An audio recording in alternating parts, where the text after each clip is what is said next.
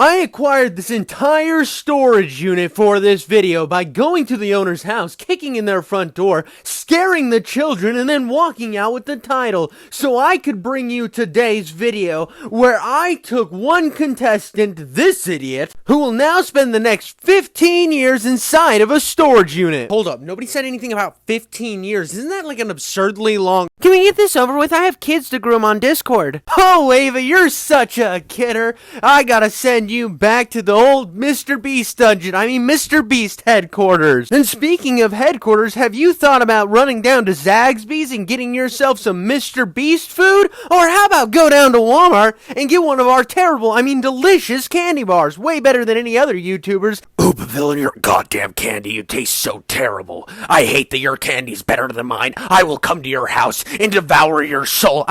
Go wow, Oopaville, your candy's good, but it'll never be up there with my precious Feastables. It better not, or I will end you. Anyway, sorry, I got a little out of hand there for a second, but let's check in on our contestant, who after 15 years will get $5 million, or whatever I decide to pay him. I haven't really thought about that yet. And does he have a safe word? Can he leave at any time? Probably. I don't know. Bro, I think MrBeast has officially lost it. When he originally told me about this, he was like, "Yeah, I'm gonna set this up. Like I started it when I started my YouTube channel, and you've been in the weird storage unit when I started my channel. It'll be like a whole thing. But don't worry, I fake most of my videos. This is gonna be okay."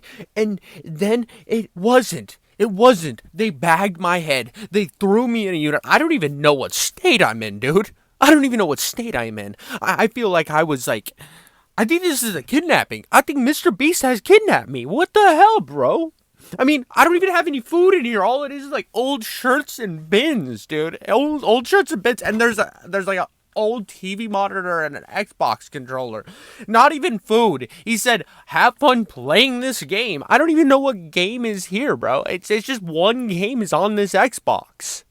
In the 2000s, there was a singular game that had released that had completely changed the third-person action game genre for the better. You see, the studio had been watching John Woo movies, and they were like, you know what, we could do that, but let's make it with an American detective in New York City. And that game was Max Payne. And this game went gangbusters. It was a critical and financial hit. And what happens when a game is a critical and financial hit, you might be wondering? Well, of course, other studios are going to look in and think, well, we need to grab some of that bag too. We need to have our hand in the pot of the cookie jar and really be grabbing it deep like. So THQ was like, hey Marvel, where are you? Send me the Punisher my way. I'm going to make a Max Payne clone. And then Bandai Namco was like, hey, wait a minute. Why are we making money on this genius idea? So they decided to come out with their own clone. And today we're going to be taking a look at that game. And that game's called Dead to Rights. Releasing in 2002, this was a timed exclusive for the Xbox, only to come out for the PlayStation and GameCube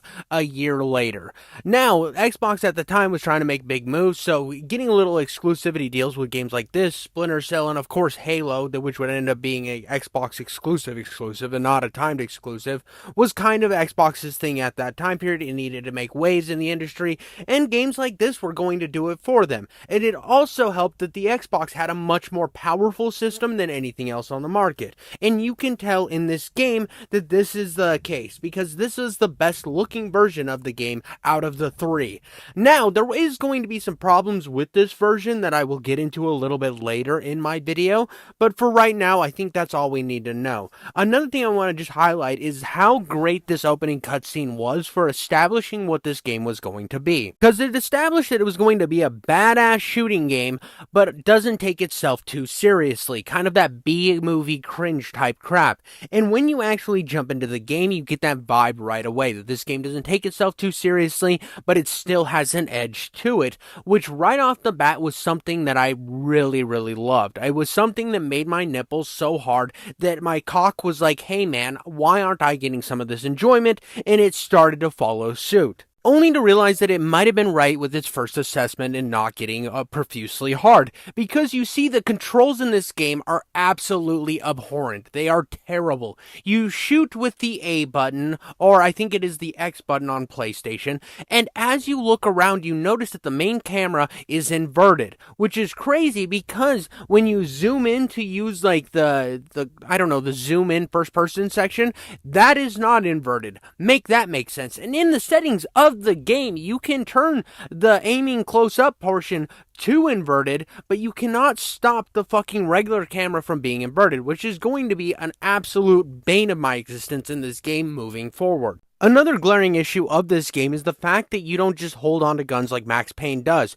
With this game having a lot of correlation between Max Payne, I will be making comparisons throughout this video. And one big problem in this game is the fact that when you run out of ammo, this guy just tosses his gun into the atmosphere like some sort of Nimrod, and that becomes incredibly infuriating when there are no guns around you and you are getting just rained down on with bullets. One cool mechanic that this game does have is that you have a little companion, your little pupperdoodle, and he is awesome. I mean, I love the fact that you have a companion that can go fetch enemies and kill them, can go solve puzzles for you, and when you gotta solve puzzles, you get to control the dog. I am never gonna be mad about that. I loved playing as a cat in Postal 4. I like cute gimmicks like this. There's something that makes my heart flutter, bringing me closer to my friends in the Rainbow Coalition. And who can get mad at that?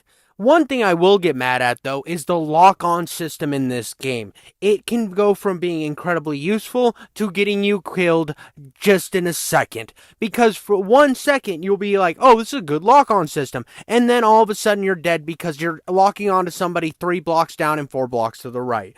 But when you actually get to the main story of this game, you're kind of just doing a basic kill the bad guys in this construction zone mission, and then you find out that your father was murdered, which is a very weird transition. And I have to say, this is where I started to notice the goofy, over-the-top nature of this game, because you see with Max Payne, it set this standard, it set what was already going on, your family was already dead, this is the precedent. This guy was like, I'm gonna go kill people in a construction site. What, my dad's dead? How could this have happened? And then you get one of the glorious, most amazing cutscenes of all time. Justice may not be smart, but it should be honest. I was about to do something real stupid. Like, not only is that full of cheese, but why does he just throw his gun always? What is it necessary that he's like, oh no, I have to chuck my gun now because I don't need this where I'm going? What? Why? This is where this game just shows that it is so over the top and completely stupid at the same time. It loves to take itself seriously and then have him just yeet his hand cannon into a random construction zone. After this, you go to a strip club to meet up with a stripper who's supposedly worked for your father. Doing what? I have absolutely no idea, because you see, the reason we're here is to go after our father's one enemy.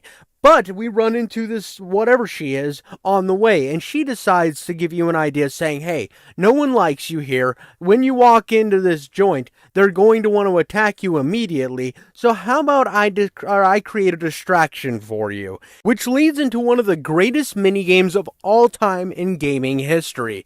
You see, she's a stripper, like I mentioned before, and you have to put her into her strip moves. So you have to mash some buttons, Guitar Hero style, while she shakes her fine ass and tits on the stage. While she does this, and while you hit the buttons in perfect timing, so that she has the ability to be perfect on stage, gathering all the attention from all the losers in the audience, you slowly sneak around the side of the arena, slowly making your way behind these pillars. This not only is fun for the fact that you get to see a hot woman on stage shake her ass, but it's also fun for the fact of how old this game is. Because though this isn't triangle titties from Tomb Raider, she still has some goofy body dysphoria going on. Every time she bends down, you can see where her legs do not quite turn at the butt where they're supposed to. They just kind of like dysmorph off of it and move around. And especially when you look at her thighs and like the shape shape of her.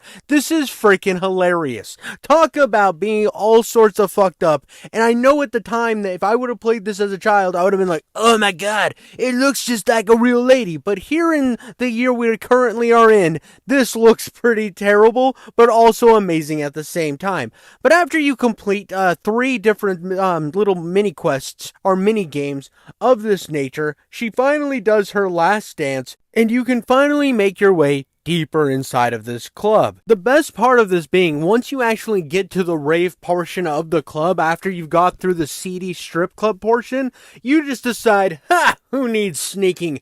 I'm going to pull the fucking fire alarm. And on top of it just being nonsensical that you wasted your time sneaking through that little minigame section for the sole excuse of just to see a woman strip in her underwear, you then find out that the stripper you were watching gets kidnapped because somehow she just teleported inside of the rave and is now being held hostage. Why? Who the fuck knows? Video game logic, I guess. And I'm starting to realize this game is pretty fucking stupid. You then run to the middle of the floor and he decides to stop holding her hostage and he wants to fight you, fisticuff style, thus beginning your hand-to-hand combat tutorial. Yes, this game isn't just a Max Payne clone, it's also a fighting game. Why? I don't know. And when it comes to actual fighting mechanics, they work sometimes. Mostly. They're okay. They work pretty decent. You have your typical guard, which when you have guard, you basically dodge everything, and the AI does it for you. You have your grab, and then you also have your punch and your kick. And the best part about this is this works fantastically when you're in one-on-one combat situations. When you're fighting multiple people, the best suggestion I have for you is to pull people away from the group and try to fight them one-on-one, because your guard only really works when you're fighting one person at a time. When you're fighting a bunch of people, you mainly just get your ass kicked unless they're lined up in a line and they're taking the same hits the guy in front of you is getting hit with. And I'm not gonna lie, this game had me tricked into thinking this combat system was decently good. At least at first. When I had this first boss fight where I'm running around the arena, dealing some attacks, moving in, dealing more attacks, dodging his shit, he's tossing me around the stage. Yeah, it might hit me with a lot of damage, but I don't care. I can eat a couple punches.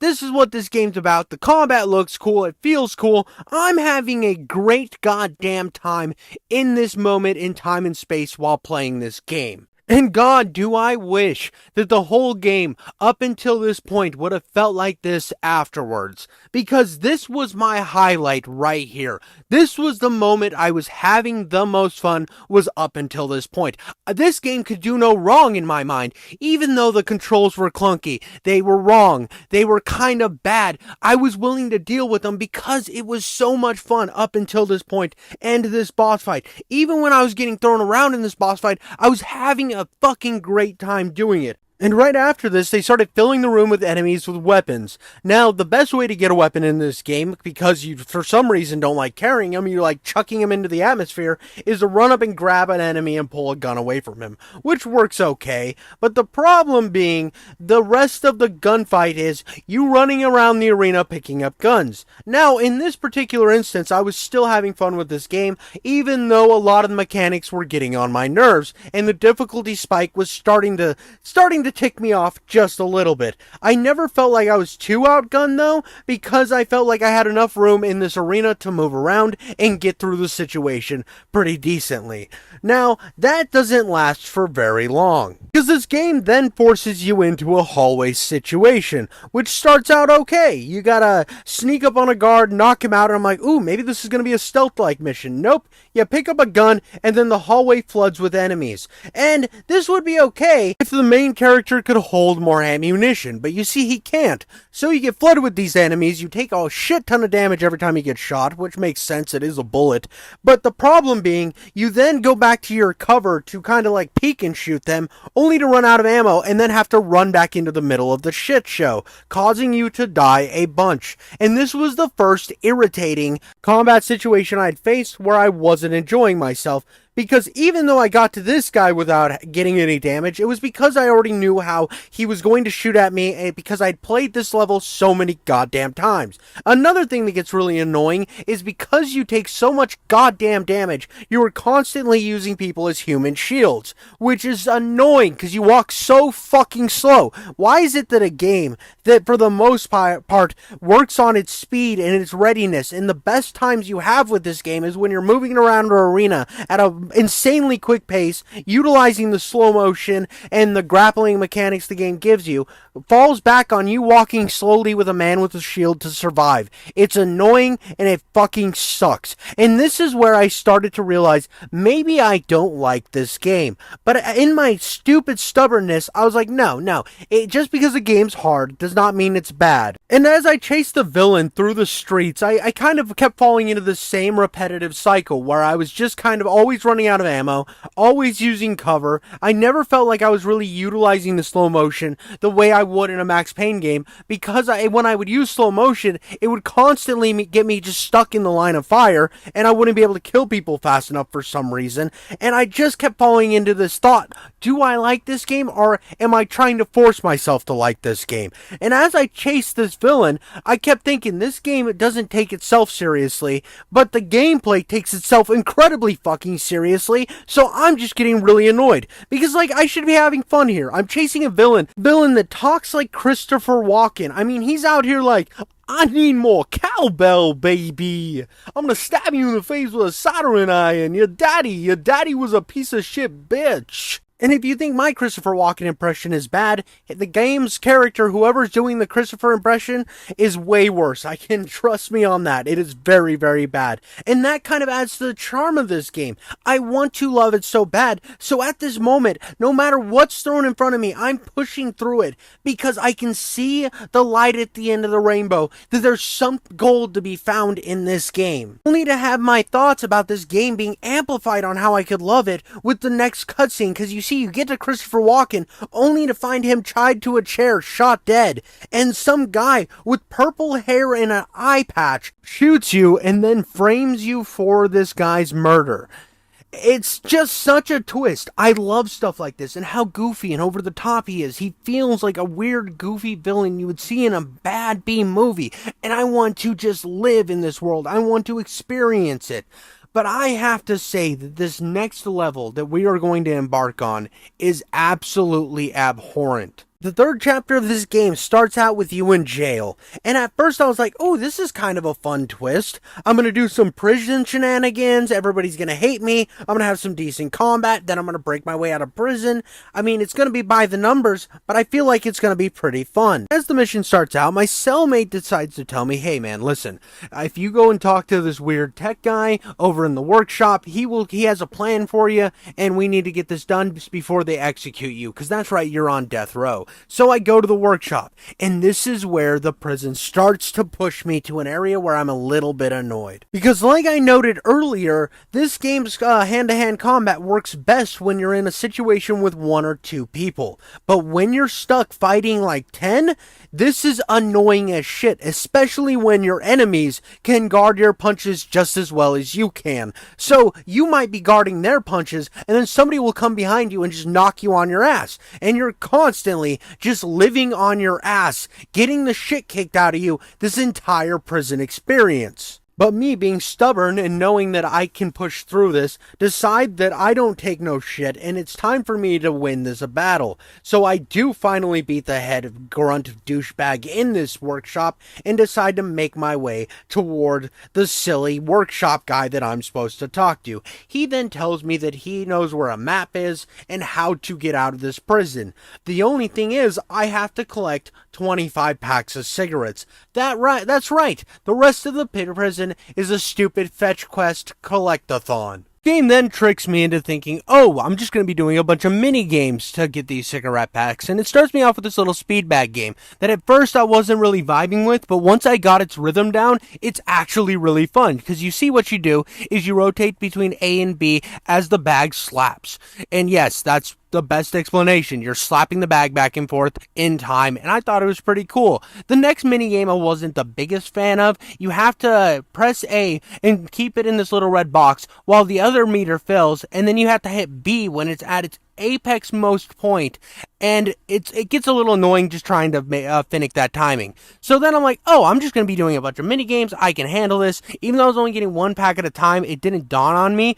But after this, what then happens is you have to go and do some other side quests and then finally get to where you got to go talk to this guy. And each one of these side quests boils down to going into a cell block and fighting 1.5 billion enemies. And like I said, this is a fucking nightmare. There is nothing fun about this. The whole thing you'll do is trick the AI to the point that they won't walk toward you anymore, run back down the stairs, get one to aggro on you, and fight his ass until he dies, then run out of the area where the AI doesn't know you're there anymore, and then rinse and repeat. Otherwise, if you try to actually go into the thick of it, you will get your ass pushed in like you're really going to prison. And you know, in a game that I thought was going to be kind of an arcadey run and gun game, I didn't think I was actually going to have drop the soap prison assault done on my butthole in a video game like this. But hence, that's what happens. But after you finally clear a cell block of enemies, you then get this silly fucking arm wrestling minigame, which is very similar to the wrestling minigame, only this one you wait for the little yellow bar to pull up, and then you hit B, and you slowly work your way to win the arm wrestling bullshit. This was my least favorite of the mini-games. Not once did I feel like Sylvester Stallone from the movie Over the Top. It just kind of fucking happened. Only to then go back to going to different cell blocks and fighting an obscene amount of enemies and getting my ass kicked and running away. This is where I used the dive from the slow motion. The absolute most was just to get out of these situations. This game is absolute garbage, and at this moment is when I realized it.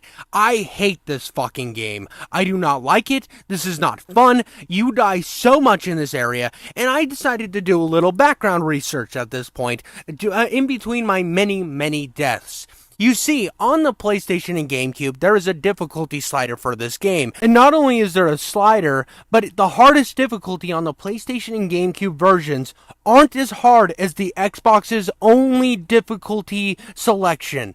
And that is bullshit. And on top of that, this whole prison section was made easier for those two versions because of how annoying of a slopping fest it was. Don't believe me? Well, let me read you something from IGN. Previously said, a single challenge type that pushed gamers to their maximum limit, the PS2 and GameCube version of Dead to Rights has been made a lot easier. Rather than slug your way through multiple cell blocks and several minigames to make it through the prison's level, for instance, gamers can now simply battle through the initial block with no need to participate in the sub-games for advancement. What kind of taint wagon bullshit is that, dude? That's why the GameCube version of this game has the best rating, because it's the best game out of the whole selection. Yeah, it might not be as graphically beautiful as the Xbox version, but it's still better looking than the PlayStation 2 version because the GameCube was more powerful. And on top of that, they made one of the most annoying slogs in gaming actually fucking playable. Wow, what a concept. And that's one thing that I kind of hate about older games. Yes, it was nice that a game came feature complete, but when a game would come out and it would have glaring issues that even the developers were like, fuck, my bad, dog, they could go back and fix it in modern games. In old games, you could just end up with the hardest version of that game and everybody else could be out there enjoying it and have great nostalgic memories with the game. To me, I kept playing these prison levels and going cell block to cell block, and I can't tell you the amount of fucking unfettered rage I had boiling through me. I wanted to strangle one of my cats, and I loved them to absolute death. They would hop on my lap, and I'd be like, please get off. You don't understand the amount of anger I have right now, and I love you too much. So please leave, kitties. And I'm obviously joking. I would never actually hurt one of my animals due to being mad at a video game. I'm an actual logical thinking human being, but there were moments in this section where it felt like such a long long, tedious slog, and it felt like it was so much padding in this area that I lost all interest to finishing this game. I have no interest to finish this game at all whatsoever. I don't want to continue playing. I am not having fun. This section has officially killed what would have been a fun experience for me to have in a game. And it sucks too, because there are some good moments in this prison. One being you find this guard who's beating on your dog, so you whoop the absolute living shit out of him. Cool. That is cool story work. I like that your dog is in the prison with you for some reason, but you're still willing to protect it. I like all the stuff leading up to your execution. There is some really good stuff to be had in this section of the game. It just sucks that this game is so annoyingly hard, and on top of that, it's got a camera that is so dated it's fucking annoying. It's got a lock-on mechanic that barely fucking works. This game is just not for me, and I get it. Oh, get good. Go fuck yourself right up the dick hole. I want you to take a sounding rod made of glass and then hit your junk with a hammer, because I don't care about getting good on a game that I know that when I play another game of its quality will have the quality of life features I want to have. I can go play Max Payne on the hardest difficulty and it will have all the quality of life features that I want and be a much better game. The only downside to me not finishing this game is I don't get to experience the actual story. But hey, who knows? Maybe I'll buy a GameCube and play the better version of this game, considering how annoying this fucking experience has been. But just so you know, I'm no quitter. I didn't quit just because the level was hard. No, I'm gonna finish the fucking level. I will give this game at least that. And I went and I found the stupid fucking tattoo guy who had the map, and I whooped his fucking ass. And I pushed my way through the slop of a fucking piece of shit game to prove to myself that I had set a boundary that I'm gonna beat the level and then I was done. I'm not the type of person that hits a little bit of adversity and then gives up. Because I know that this game is probably gonna have a million more moments like this that I will not enjoy, and I will not enjoy the experience, and it will sour the entire story for me. But knowing that going forward, I know that at least I can tell myself that I beat the most annoying section of a game I have ever played, and I will be able to lay this game happily down. And I then got to see one of the coolest cutscenes ever. This guy's about to be executed, but his pastor cellmate slides him a razor blade and then throws some water right onto the battery, causing it to like malfunction, so that way he can cut himself out of his stirrups and the machine will malfunction. Genius storytelling. You got a big guy in the background with a cigar. I mean, I am loving the vibe of this game, and there is truly so much greatness that I want to experience from this story. It sucks because I love the character design. I love the campy nature of it. I love the over-the-top villains, like how this guy's like, oh, I paid extra so that I could flip the switch, because he's still mad from you beating his ass when he was beating your dog. And when he flips the switch and it starts flashing at everything, and all the stuff's going crazy, and everything's like malfunctioning, everybody's so scared for their life, you then grab him and throw him in the chair so that prison guard then gets fried where you were supposed to get fried, which is an insane turn of events. And I want to just sit and enjoy this and eat this up, but I am sorry, I have way too much stuff to do to experience this whole fucking game.